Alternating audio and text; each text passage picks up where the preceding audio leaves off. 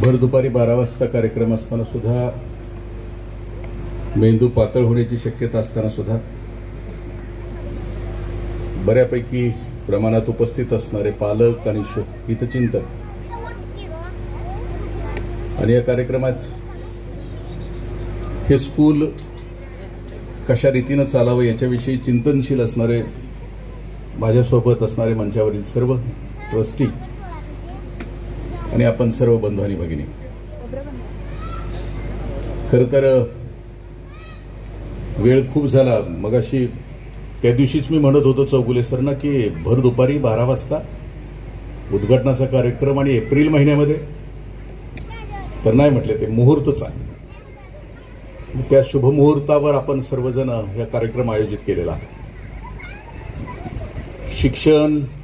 शिक्षणावर काय असावं, विद्यार्थी, पालक, बालक याच्याविषयी जगभर चिंतन सुरू आहेत आणि प्रयोगही सुरू आहेत. मग ह्या सगळ्या चिंतनातून आणि प्रयोगातून बेस्ट म्हणजे प्रत्येक आईवडिलाला बाळ जन्माला यायच्या अगोदरच वाटत असतं की माझं बाळ कुठल्या शाळेत घालायचं. म्हणजे अलीकडं असं म्हटलं जातं की लव्ह मॅरेज करणाऱ्या पोरांचं क्रश झालं की क्रश पासूनच सुरू होतं की आता पोरगं जन्माला येणार कुठल्या शाळेत घालायचं.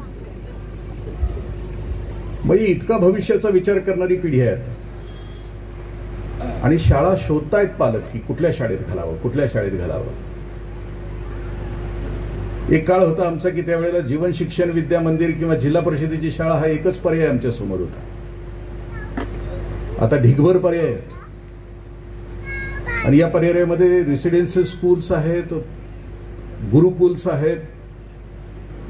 मग पालकांच्या समोर पुढे प्रश्न पडतो की आणि जाहिराती तर अशा आहेत की आता मुलगा शाळेत इकडून घातला आणि तिकडून एकदमच असा खूप मोठा होऊन बाहेर आला, अशा प्रकारच्या जाहिरातीत आहे. म्हणजे असा घुसवला शाळेत तिथं उत्कृष्ट डॉक्टर, उत्कृष्ट वकील, उत्कृष्ट इंजिनियर, म्हणजे बाला जे वाटतं किंवा आईला जे वाटतं ते घडूनच बाहेर आलं काय काय कार्ट असं वाटत आहे. म्हणजे या शाळा म्हणजे एक इंडस्ट्री आहे का की बाबा इकडून रॉ मटेरियल घातलं आणि इकडून परिपक्व मटेरियल आलं.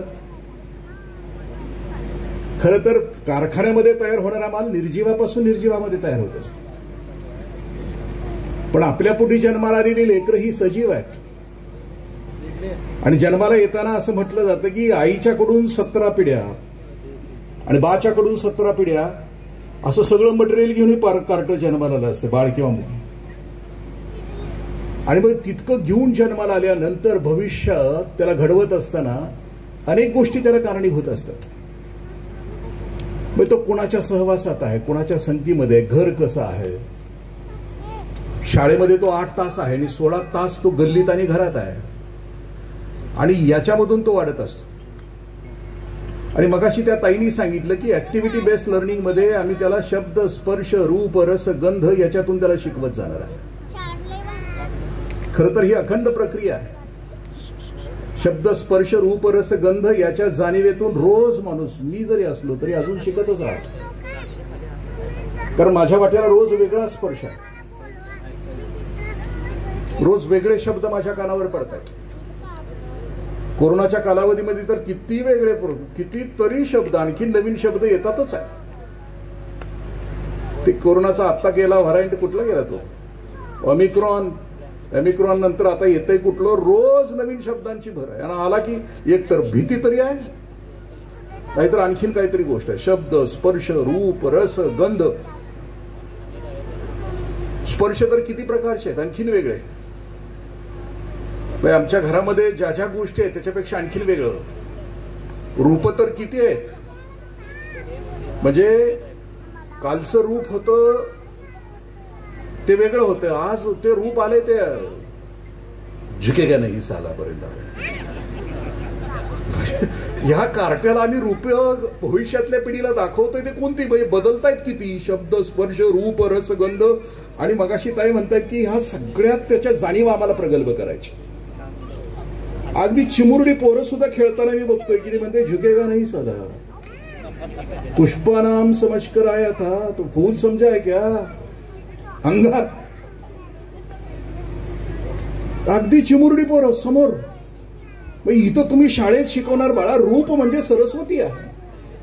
रूप म्हणजे विधायक आहे, सकारात्मक आहे. आणि ते समाजात आणि शाळेत घुसलं की त्याचं रूप बदलत आहे, त्याचं भवताल बदलतोय. आणि त्या भवतालामध्ये प्रत्येक आई बापाला वाटतं की माझं पोरग एकदम दिव्य झालं पाहिजे, असं डिवाइन. तर ते डिवाइन होण्यासाठी सगळ्यांनी कष्ट खावे लागतात. एकटा अंकुर पुरणार नाही. तर 8 तास शाळेमध्ये आणि 16 तास घर आणि गल्ली, आणि त्या घर आणि गल्लीतल्या वेगवेगळ्या गोष्टीचे त्याच्यावर होणारे प्रघात, मग ते काय असावं, कसं असावं असं म्हटलं. शब्द, स्पर्श, रूप, रस, गंध. रस तर आता कितीतरी आले. ते जाहिरातीवरूनच कार्ट ठरवते की कुठला रसना घ्यायचा. म्हणजे याचा बाप टीव्ही झालाय आणि याची आई ते फ्रीज झालंय. म्हणजे रस घ्यायचा असेल तर ते टीव्ही त्या फ्रीज मध्ये विचारते कुठलं. ते मॅकडोनाल्ड तरी कशी खातात ही पोरं, मी आजपर्यंत समजून घेत नाही की काय त्याला चव आहे का काय, पण ते खातंय. आणि आईबा सुद्धा म्हणते चल मॅकडोनाल्डला. चवीचं तर अशी गंमत आहे की हॉटेलमध्ये गेलं की ते म्हणते भजी काय घरच्यासारखी झाले. घरी भजी केली तर म्हणते काय भजी काय हॉटेलमधल्या सारखे झाले. Feeling home in hotel and feeling hotel in home. अरे रसना. मग त्याला शिकवलं जातं की बाबा हे नाही. घडवत असताना ज्ञानेश्वरीमध्ये कवी आहे, विधी ते पाळीत निषेधा ते गाडीत मज कर्मफळे अर्पित पुढे जा. म्हणजे बाळ घडवत असताना, कारण घडण्याची प्रक्रिया प्रचंड आहे. म्हणजे बाल असताना, लहान असताना ते शब्द, स्पर्श, रूप, रसगंध. कुमारावस्थेत गेल्यानंतर टीन एजचे तर प्रश्न आणखीन वेगळे. 13 to 19 या वयामध्ये, म्हणजे आमच्या काळात इतका उद्रेक नव्हता तितका उद्रेक आहे. कारण BF आणि GF या वयामध्ये असलं तरच तुला नीट जगता येईल. ही विद्या आहे, असायला हरकत नाही BF आणि GF. पण 13 to 19 या वयामध्ये लेकराला नेमकं कसं शिकवावं याच्याविषयी खूप गोष्टी आता चिंतनशील सुरू आहे. आणि नंतर तो युवक होतो तिथपर्यंत. म्हणजे घडण्याची प्रक्रिया, असं म्हटलं जातं की 25 वर्षापर्यंत त्याच्या आयुष्याचा पराक्रमाचं वय आहे. आणि त्या पराक्रमाच्या वयामध्ये पराक्रमाला अनुकूल वातावरण तयार करणं हे आईबापाचं, समाजाचं आणि शाळेचं काम असतं. शिक्षण पद्धती जर आम्ही पाठीमागून बघितली, हजारो वर्षापासून बघितली, तर जगण्याच्या गरजा कोणत्या आहेत त्या गरजेवर आधारित असं शिक्षण होतं. मगाशी चौगुले सरांनी सांगितलं की त्या, कोण तो म्हटला तुम्ही, मेकॉले, लॉर्ड मेकॉले प्रमाणे. लॉर्ड मेकॉले नंतर सुद्धा खूप शाळा झाले तयार. म्हणजे त्याचं ठीक आहे क्लार्क तयार करणं, पण त्याच्याही खूप भारतामध्ये खूप प्रयोग झालेले आहेत. जरूर त्याच्या शिक्षण पद्धतीमध्ये दुसऱ्या कुठल्या गोष्टीचा विकास नव्हता. गरजेप्रमाणे शिक्षण यासाठी म्हणतो की हजारो वर्षापूर्वीच्या शिक्षणाचा जर अभ्यास केला आम्ही, तर इथं असं म्हटलं जात होतं की एका आश्रमामध्ये 4-4, 5-5 हजार विद्यार्थी ज्ञान घेत होते. मग हे ज्ञान घेणाऱ्या 4-4, 5-5 हजार विद्यार्थ्यांना शिकवणारी कॉलेजेस अशी होती का त्या काळामध्ये? डीएड, बीएड, उद्गामी शिक्षण पद्धती, सोप्याकडून अवघडाकडे, अवघडाकडून सोप्याकडे, किंवा ऍक्टिव्हिटी बेस्ड लर्निंग, किंवा आणखीन नवीन काय काय प्रकार होतं का त्यावेळेला? अजिबात नव्हतं. मग त्या लेकरांना शिकवण्याच्या व्यवस्थेमध्ये त्यावेळच्या काळाची गरज कोणती होती? तर तो सर्वांगीण, मगाशी स्वामीजी म्हणत होते की परिपूर्ण असं व्यक्तिमत्व. परिपूर्ण व्यक्तिमत्व याचा अर्थ की त्याच्यामध्ये पूर्ण मॅच्युरिटी आली, परिपक्वता आली. तो शिकलाय, खूप क्रीम ऑफ द सोसायटी झालाय, तो अधिकारी झालाय आणि भ्रष्टाचार करतो, दिस इज नॉट पूर्णत्व. तो आणखीन शिकलाय, डॉक्टर झालाय, तो आणखीन कोणीतरी झालाय, इंजिनियर झालाय. त्याच्या असलेल्या माहितीनं किंवा ज्ञानानं तो त्याच्या क्षेत्रामध्ये विकास करत असेल, पण तो परिपूर्ण व्यक्तिमत्व याचा अर्थ की तो सर्वांगी, आतून सुद्धा, म्हणजे बहिरंग आणि अंतरंग व्यक्तिमत्व असं म्हटलं. त्या व्यवस्थेमध्ये, म्हणजे त्या काळाच्या गरजेनुसार, आणि मग डायरेक्ट आपण आत्ताच्या व्यवस्थेवर आपण, मग ते 100,000 वर्षापूर्वी 4-4, 5-5 हजार विद्यार्थी असायचे. आणि त्या आश्रमामध्ये व्यवस्था कोणती होती? शिकणं कशी होतं? असं म्हटलं जायचं की त्यावेळेला 120 वर्षाच्या आयुष्याचा तो स्पॅन होता. माणूस 120 वर्ष जगत होता. आजही जगतो आहे 120 वर्ष. मी त्या गावाचं नाव आपल्याला सांगतो. ओकिनामा नावाचं गाव आहे जपानमध्ये, आणि त्या गावातली लोक आजही 120 वर्ष जगतात. म्हणजे माणसाचं जे मॉडेल आहे याचे जे स्पेअर पार्ट देवाने दिलेले आहेत ते 120 वर्षाचे आहेत, म्हणजे त्याच्यामध्ये कुठलाही बदल नाही. पण कधी जर त्याप्रमाणे तो जगला तर त्याप्रमाणे मग त्या 120 वर्षाच्या व्यवस्थेमध्ये शिक्षणाची व्यवस्था ही 9व्या वर्षी तो बाळ जायचं, 8व्या ते 9व्या वर्षी जायचं आणि 24व्या वर्षी ते बाळ परत यायचं. त्याला सुट्टी नव्हती. सेकंड सॅटरडे, फोर्थ सॅटरडे, दिवाळीची सुट्टी, उन्हाळ्याची सुट्टी. आज लेकराला 145 दिवसाची सुट्टी आहे वर्षात 365 पैकी. त्यावेळेला ते जायचं आश्रमशाळेमध्ये, ते 9व्या वर्षी जायचं आणि 24व्या वर्षी. मॉडेल एकदम चेंज होऊन यायचं. जाताना चेहरा एकदम गुलगुलीत असायचा आणि येताना एकदम हार्ड, दाढी मिशा सगळं 24व्या वर्षी. इतकं आई वडिलांना सुद्धा ते मॉडेल लक्षात यायचं नाही की हे आपलंच आहे का, इतकं ते बदलून यायचं, चेंज, इतकं ट्रान्सफॉर्मेशन असायचं. मग कधीच त्याला घरी येता येत नव्हतं. आई मेली, आईची आई मेली, बा मेला, बाचा बा मेला, असं कधीच नव्हतं. तो जायचा 9व्या वर्षी, तो 24व्या वर्षी. आता ह्याला इतक्या सुट्ट्यांची सवय झाली की बाळा एक दिवशी घरी येतो आहे आणि घरी आल्यानंतर गुरुजी त्याला न्यायला परत शाळेत येत आहेत. खूप सिन्सिअर शाळा आहे, गुरुजी सिन्सिअर आहे. पोरगं घरी गेलं, सकाळी होतं शाळेत, आता घरी कसं काय गेलं म्हणून घरी आणायला गेले तर आजोबा त्या नातवाला सांगतायत, बाळ्या लपून बस, गुरुजी आलेत शाळेत न्यायला. ते बाळ्या आजोबाला म्हणते, आजोबा तुम्हीच लपून बसा, तुम्ही मेलाय म्हणून सांगून आलोय.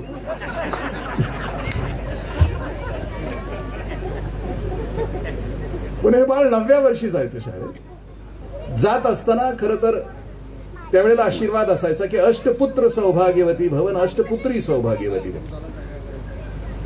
म्हणजे 24व्या वर्षी लग्न व्हावं अशी अपेक्षा होती. 72 पुढचे 48 वर्ष संसाराचं नियोजन होतं त्याच्यामध्ये आणि 48 वर्षाचा पराक्रमामध्ये 8 मुलं आणि 8 मुली घरात असाव्यात असा तो संकल्प होता.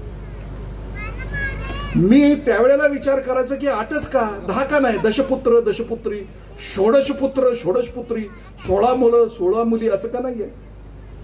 मग आता मी शिक्षणशास्त्राचा अभ्यास करत असताना, मानसशास्त्राचा अभ्यास करत असणारा गार्डनर नावाचा विचारवंत आहे, तो असं म्हणतो की माणसाच्या बुद्धिमत्तेमध्ये ठळक 8 प्रकारच्या बुद्धिमत्ता आहे आणि प्रत्येक क्षेत्रामध्ये एक बाळ असलं पाहिजे, एक बाळी असली पाहिजे. साहित्य, संगीत, कला, क्रीडा, नाट्य, जीवन आनंदी करणारी अशी जी व्यवस्था आपल्या माणसामध्ये आहे, असं ते बाळ असलं पाहिजे. आता हिथं असं आहे की 12वी आणि 10वीत गेला बाळ्या किंवा बाळी, मेलं ते. कारण आपण मगाशी सांगितलं की 10वी आणि 12वी म्हणजे अंतिम, तुमच्या माझ्या आईबापाच्या मनामध्ये अंतिम तेच असतं. आपण हा विषय अगोदर संपू की ते 24व्या वर्षी परत यायचं. 24 वर्षानंतर 6 शास्त्र, 64 कला, सगळ्या कला शिकून ते यायचं घरी. आणि घरी आल्यानंतर जगण्याच्या लायकीच असायचं. म्हणजे आपल्या आईबापाच्या पोटाची खळगी, स्वतःच्या भविष्यात पोरं जन्माला आहे त्याच्या पोटाची खळगी भरण्याच्या लायकीच असायचं. ते आश्रमातून आल्यानंतर कोणाच्या सतरंजा उचलत नसायचं, कोणाचा झेंडा घेऊन नाचायचं नाहीये, बापाला कोणाच्या पुढे लाचार व्हावं लागायचं नाही. 24व्या वर्षी तो चौकोनी चिरा असायचा आणि चौकोनी चिरा असून जगण्याची उमेद, ताकद घेऊनच तो जगायचा. मग 72 वर्ष संपल्यानंतर मग त्यावेळेच्या आश्रमामधले शिक्षक कोणते होते की 72 वर्षानंतर वानप्रस्थाश्रम सुरू व्हायचा 96 वर्षापर्यंत. म्हणजे 24 वर्ष, 72 ते 96 वर्षाची माणसं त्या आश्रमामध्ये जायची. आणि आपण जे समृद्ध झालो 72 वर्षामध्ये, माझा विकास होत असताना मला जे मिळालं वैभव, मला जे ज्ञान मिळालं, ते ज्ञान तर पुढच्या पिढीला त्या पुढच्या 24 वर्षामध्ये द्यायचं. मग ते शिक्षक असायचं, अनुभवाचं ज्ञान द्यायचं. अनुभव शब्दाचा अर्थ आहे अनु अधिक भव. अनु म्हणजे सूक्ष्म, भव म्हणजे ज्ञान. ज्ञान माणसाला प्राप्त कसं होतं, मागाशी मॅडम म्हटलं की शब्द, स्पर्श, रूप, रसगंध, त्याच्या जाणीवा प्रगल्भ होणं या सर्व क्षेत्रामध्ये म्हणजे ज्ञान. तसं ज्ञान म्हणजे आणखीन व्यक्तीबरोबर, परिस्थितीबरोबर आणि घटनेबरोबर टक्कर घेत असताना आतमध्ये जे प्रकट होतं ते ज्ञान. आणि ते ज्ञान ते 72 ते पुढची 96 वर्ष तर दिलं जायचं. काळ बदलला, आम्ही आतापर्यंत आलो, आता डिजिटल पर्यंत आलो. आता लक्षात आलं असेल ह्या 2 वर्षामध्ये काय बाळांचे हाल झाले. आई बापाला वाटायचं की कवा एकदा शाळेत जाते, कवा शाळा सुरू होते, आणि शाळेतल्याला वाटायचं की नकोच सुरू व्हायला, अजून कोरोना यावर, ओमिक्रॉनचं पुढचं काय येत नाही अजून मॉडेल. दोन्हीकडे गंमत होती. आणि आता शाळेत आल्यानंतर गुरुजनांच्या समोर प्रश्न आहे की कार्टी बसायला तयार नाहीत, एका ठिकाणी एकाग्रता नाहीये. ज्या लेकरांच्या वाट्याला ग्राउंड नव्हतं, घरातच बसावं लागलं, त्यांची झालेली तडफड, आणि ज्या लेकरांच्या वाट्याला ग्राउंड होतं त्या आई बापांचं झालेलं वेगळं. म्हणजे असे वेगवेगळे प्रश्न घेऊन आता शाळा सुरू झालेल्या आहेत, एकदाशी सुरू झालेल्या आहेत शाळा. आणि मग संघर्ष सुरू आहे. आणि त्या संघर्षात मग नवीन जुने अनेक गोष्टी समोर आलेत की हा डिजिटल, नॉन डिजिटल. आणि मग सगळ्यात महत्वाचा प्रश्न मगाशी जो उपस्थित केला जातो की लेकरावर संस्कार झाले पाहिजे. लेकरावर संस्कार त्याच वेळेला होतात की ज्या वेळेला जीवाचा जीवाशी संबंध येतो. म्हणजे लेकरं गुरुजनांच्या सहवासात असतील त्यावेळेलाच त्याच्यावर संस्कार होतात. म्हणजे ह्या स्क्रीनमुळं संस्कार होतील किंवा होतात याचा भाग नाहीये. पण त्याच्यासाठी एक वेगळी शाळा आहे आता, वेगळं भारतभरामध्ये एक वेगळं धोरण आलंय की होम स्कूल म्हणून, की जे आई वडिलांना आपली पोरं पाठवायचीच नाही आहेत शाळेमध्ये, त्याच्यासाठी होम स्कूलिंग आलंय आणि त्याच्यासाठी टीचिंग सुरू झालंय आता महाराष्ट्रामध्ये. त्यांनी घरातच ते शिकवायचं, परीक्षेला फक्त पाठवायचं. पण ह्या सगळ्या व्यवस्थेमध्ये चांगल्या शाळेतून मुलं घडावीत आणि संस्कार घडावेत, हे ज्या वेळेला आम्हाला संपन्न करायचं आहे, सगळ्या गोष्टी संपन्न करायच्या आहेत, त्यावेळेला असं म्हटलं जातं की व्यक्तिमत्व विकासामध्ये बाळ भविष्यात बाहेर पडल्यानंतर तो चांगला माणूस होणं, मग असं म्हटलं जातं की 5 प्रकारचं व्यक्तिमत्व आहे आपल्या लेकराचं. मग त्या 5 व्यक्तिमत्वामध्ये पहिलं व्यक्तिमत्व त्याचं शारीरिक व्यक्तिमत्व, दुसरं व्यक्तिमत्व आहे मानसिक व्यक्तिमत्व, तिसरं आहे बौद्धिक व्यक्तिमत्व, चौथं आहे भावनिक व्यक्तिमत्व आणि 5वं आहे आध्यात्मिक व्यक्तिमत्व. म्हणजे आपलं बाळ 25 वर्षाचं होईपर्यंत त्याच्या या 5 व्यक्तिमत्वाचा विकास झाला तर त्याचा भविष्यकाळ किंवा ते सुखानं आणि आनंदानं जगू शकतो. मग शारीरिक विकासामध्ये त्या लेकराला कोणकोणत्या गोष्टी त्याच्यामध्ये येतात, तो की चालतो कसा, तो उभा कसा राहतो, तो पुढच्याशी बोलतो कसा, म्हणजे त्याच्या शरीराचे रिफ्लेक्शन्स कसे आहेत, तो देतो कसा, तो त्याला शिकवून. आणि मग त्याच्यासाठी कोणत्या ऍक्टिव्हिटी असतील त्या, मग त्याच्यासाठी खेळ कोणते असतील, व्यक्तिगत खेळ कोणते असतील, सामुदायिक खेळ कोणते असतील, त्याच्यावर कोणतं काम केलं जातं. मग शारीरिक विकासामध्ये त्या गोष्टी त्याच्याकडे असतात. म्हणजे त्याचे हातवारे एक आहेत आणि तो बोलतोय तिसरं. म्हणजे त्याचा उभं राहणं एक आहे. म्हणजे कित्येक उभं राहणं हे शारीरिक विकास आहे. मी कित्येक शाळांच्या मध्ये जातो, मुलांना नीट उभा सुद्धा राहता येत नाही, असे 1.5 पायावर उभं राहतात, 1.5 पायावर. मग त्यातले त्यात जीन पॅन्ट असली तर आणखीन अवघड गोष्ट असते. आमची कपडे तर इतकी भयानक असतात की कशासाठी हे घालतात पोरं काय कळत नाही बाबा. आता शॉर्टकट शर्ट आणि बुटकट पॅन्ट ते आलेलं आहे, शॉर्टकट शर्ट. 6 महिन्यानंतर पोरं चोळ्याच घालणार आहेत का काय माहित नाही, इतकं कठीण परिस्थिती आहे. शारीरिक विकासामध्ये तो बबलिंग कॉन्फिडन्स मध्ये उभं राहणं, जिथं असेल तिथं, जिथं उभा असेल तिथं, चालताना त्याच्या चालीमध्ये रग असणं, धग असणं, हे त्याच्या व्यक्तिमत्वाचा भाग. चालत असताना अख्खी पृथ्वी पादाक्रांत करायला निघालाय, हा कॉन्फिडन्स त्याच्याकडे पाहिजे. मी कित्येक शाळांच्या मध्ये जातो, पोरं येतात, वर आल्यानंतर ते कप त्याच्या हातात दिलं की एकदा वरचं कपाचं वरचं टोपण तरी घेतंय, एकदा खालचं बुड तरी घेतंय. हातात हात घेतला तर मुडदूस झाल्यागत हात घेताय हाताला. अरे शारीरिक विकासामध्ये तुला दिलंय ना शरीर, तुझ्याकडे आहे ना बुद्धिमत्ता 98, घासून 98% मार्क्स पाडलेत ना तू. मग हातात हात घेताना दे ना कॉन्फिडन्स ना हातामध्ये दे ना तू. त्याला त्याची समज येणं की मी, माझं शरीर, माझं मन, माझी बुद्धी, हे जे वैभव मला मिळालेलं आहे त्याचा विकास करत असताना माझ्या व्यक्तिमत्वामध्ये या गोष्टी येत राहणं मला अपेक्षित. हे कधी शक्य आहे की त्या लेकराला मी शाळेत कशासाठी आलो, मी जगात कशासाठी आलो, ह्या सगळ्या गोष्टींचं भान त्याला आलं तर फक्त त्याला आश्रित न करता आधार देत देत देत त्याला विकास करता येतो. मी फक्त एक उदाहरण आपल्याशी शेअर करतो. बबलिंग कॉन्फिडन्स म्हणजे काय, त्याचं ग्रूमिंग करणं भविष्यामध्ये म्हणजे काय, आणि तो वाढत जात असताना एक मोठा माणूस होणं याचा अर्थ काय. एक संस्थानिक रिटायर झाला आणि त्या रिटायर झालेल्या संस्थानिकानं असं ठरवलं की मला नवा राजा नेमायचा. मग राजा नेमत असताना त्यानं असं नाही विचार केला की माझा पुतण्या नेमूया, माझा नातू नेमूया, आणखीन कोणाला घराणेशाही नाही त्याला करायची नव्हती त्या राजा. त्याचं म्हणणं असं होतं की माझ्या राज्यामध्ये राजा होण्याच्या लायकीचा जो मुलगा असेल त्याला मी राजा करणार, मग तो कुठेही असो. ही काय मक्तेदारी नाही की माझ्या पोटी जन्माला आला म्हणून तो राजा होईल. मग त्यांचं म्हणणं असं होतं की राजा होण्याच्या पात्रतेचा मुलगा, क्षमतेचा मुलगा मला निवडायचा आहे आणि त्याचं ग्रूमिंग करून त्याला राजविद्या देऊन त्याला राजा करायचं. मग कितव्या वर्षी त्याला निवडायचं ठरवलं तर 9व्या वर्षी निवडायचं ठरवलं. वय वर्ष 9. त्यानं सगळ्या संस्थानाच्या सगळ्या गावामध्ये जाहिरात दिली की मला 9 वर्षाची मुलं जी आहेत की ज्याला राजा व्हायचं आहे त्यांच्यासाठी इंटरव्ह्यू आहे. इंटरव्ह्यूसाठी सगळ्यांनी या. इंटरव्ह्यू घेण्यासाठी एक कमिटी नेमली. कमिटीचा लॉंग फॉर्म आपल्या सगळ्यांना माहित आहे. काम कमी आणि टी ज्यादा म्हणजे कमिटी. सल्लागार समितीचा अर्थ आपल्या सगळ्यांना माहित आहे. सल्ला देऊन जी गार पाडते तिला सल्लागार समिती असं म्हणायचं. अशा समितीचा उत्मात आला इकडं तिकडं सगळीकडं. अशी एक समिती त्या राजानं नेमली. त्या राजानं सांगितलं की आपल्याला मुलगा निवडायचा आहे तो राजा होण्याची क्षमता असणारा निवडायचा आहे आणि तशा त्याच्या इंटरव्ह्यूज घ्या. मी आता एमपीएससीला क्लास 1 अधिकारी झालो त्यावेळेला आमचे इंटरव्ह्यू त्याच पद्धतीने घेतले जायचे की हे लायकीच आहे का, ह्याला निर्णय घेता येईल का, ह्याला जिल्हा सांभाळता येईल का, ह्या सगळ्या गोष्टी त्या इंटरव्ह्यू मध्ये घेतल्या जातात. त्याची क्षमता आपल्याला आपल्या मुलाची क्षमताच माहित नाहीये ते काय आहे नेमकं. म्हणजे आम्ही आमचा मुलगा शिकवणं याचा अर्थ की आम्ही फक्त त्याचे एटीएम सेंटर्स आहोत. एकदा ढकलायचा अंकुरमध्ये आणि अंकुरवाल्याने विचारायचं की तुमची महिन्याची फी काय, तुमची कपडे कशी आहेत, ढकलायचं त्याच्यावर. मला माझ्या मुलाच्या क्षमतांचा अंदाज असणं की तो कोण आहे, त्याच्यामध्ये काय कोणती क्षमता आहे आणि भविष्यामध्ये मला त्याला काय करायचं. माझा मुलगा दुसऱ्याच्या चाललेल्या गप्पा खूप छान ऐकतो भिंतीला कान लावून.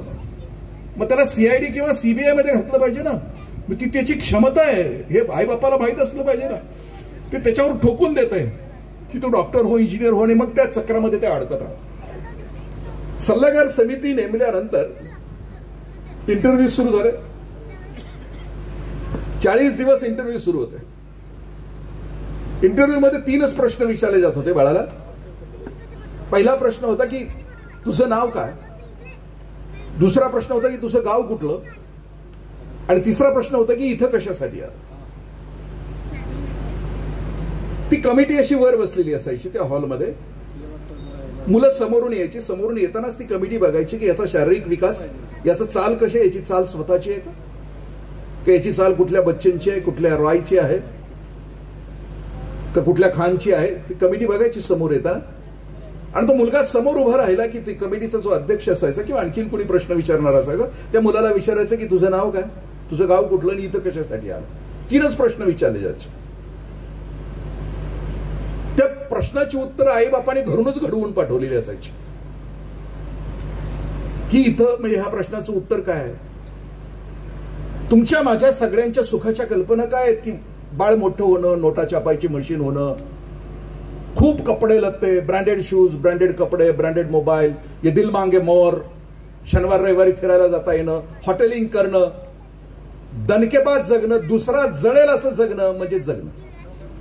घर की बडे शान, पडोसी की जले जान, ओनिडा सारखं जगणं म्हणजे जगणं. तेरी साडी मेरी साडी सी सफेद कैसी, जळणं म्हणजे जगणं. म्हणजे लहानपणापासून आमचं ग्रूमिंग कोणतं आहे की द्वेषावर आधारित आहे, मत्सरावर आधारित आहे. आणखीन कुठला आहे की म्हणजे माझ्याकडे तुझ्यापेक्षा जास्त आहे आणि म्हणून मी तुझ्यापेक्षा चांगला आहे. जास्त म्हणजे काय असतंय, एखादी गाडी आणखीन काहीतरी असतं. मग ते पोरग जे आलं, तिसरा प्रश्न त्याला विचारला की इथं कशासाठी आला. मग ते पोरग उत्तर द्यायचं की आताचे जे आहेत आईबापांच्या कल्पना त्याच कल्पना त्यावेळच्या आईबापांच्या. मग मी राजा झालो की मला लाल दिव्याची गाडी येईल, मग दार उघडलं की चाटुगिरी करणाऱ्यांची फौज पुढे येईल, मग थंडा मतलब कोका कोला, ये दिल मांगे मोर, सगळं मला होईल. म्हणजे राजा झालो की अय्याशी, राजा झालो की भोग. कारण आमच्या संकल्पना आम्हाला आमचा पोरगा राजा करायचा म्हणजे काय, त्याच्या वाट्याला अय्याशी द्यायचे, त्याच्या वाट्याला भोग द्यायचे. मग हीच उत्तरं ती लेकरं द्यायची. 39 दिवस संपले. रोज इंटरव्ह्यू मध्ये एकाही कार्ट्यानं उत्तर दिलं नाही की तुला कोण इथं कशासाठी आलं. त्या राज्याच्या डोंगरातल्या एका झोपडीमध्ये राहणाऱ्या मुलाला त्याच्या चुलत्यानं सांगितलं की अरे राजा निवडायचा आणि तू करायचा. त्या मुलानं उत्तर दिलं की काका माझ्याकडे कपडे नाहीयेत. आजही आम्ही माणसाची परीक्षा त्याच्या कपड्यावरून करतो. बघतोस काय रागानं लिनन घातलंय वाघानं. जाहिरात आमची लिननची, लिनन घातलं की वाघ होतो. आणि दुसरं कॉटन घातलं की मेंढरू होतं. अरे कपड्याच्या सुद्धा जाहिराती आमच्या दळभद्र्या, म्हणजे अशा जळवणाऱ्या. तो चुलता म्हणतो तू का नाही जात, तो मुलगा म्हणतो कपडे नाही आहेत चांगले. त्याचा चुलता म्हणतो जा, ही कमिटी आहे, कपड्यावर नाहीये परीक्षा करत, तुझ्या आतमध्ये राजा होण्याचा दम आहे का, क्षमता आहे का, क्वालिटीज आहेत का, गुणवत्ता आहे का, ते बघून. ही कमिटी अशी फ्रॉड कमिटी नाहीये. आता चालू आहे सगळीकडे कमिटी आहेत, सगळ्या फ्रॉडच, जिकडे बघल तिकडं आमका घोटाळा तमका घोटाळा. म्हणजे निवडच नाहीये कित्येक वर्ष, व्हायलाच तयार नाहीये. काय ह्यांना करायचं आहे नेमकं भविष्यातल्या पिढीसाठी काहीच कल्पना नाहीये सगळ्या लोकांना. जो समाज आम्ही आमच्या भोवताली बनवलाय ना, तो एवढा विचित्र बनवलाय, तुम्ही आम्ही बनवलाय. ही चांगल्या शाळेची प्रोडक्ट आहेत का वाटतं? कुठल्या मुशीतून कुठल्या गोष्टीतून आलेत? त्याला विचारलं जातं प्रश्न की इथं कशासाठी आला. तो मुलगा म्हणतो की ठीक आहे मी जातो. तो रात्री कपडे धुतो, जिथं फाटले तिथं तुंबतो, आणि शेवटचा दिवस आहे. कमिटी चहा पिऊन पिऊन थकली, प्रश्न विचारून विचारून थकली. तिथला शिपाई आहे तो आत्ताच्याच काळातला आहे, आत्ताच्याच, म्हणजे ऑपॉर्च्युनिस्ट आहे, संधी साधू आहे. गेल्या 40 दिवसामध्ये जे बाळ चिकन दिसतंय दिसायला, मर्फी रेडिओ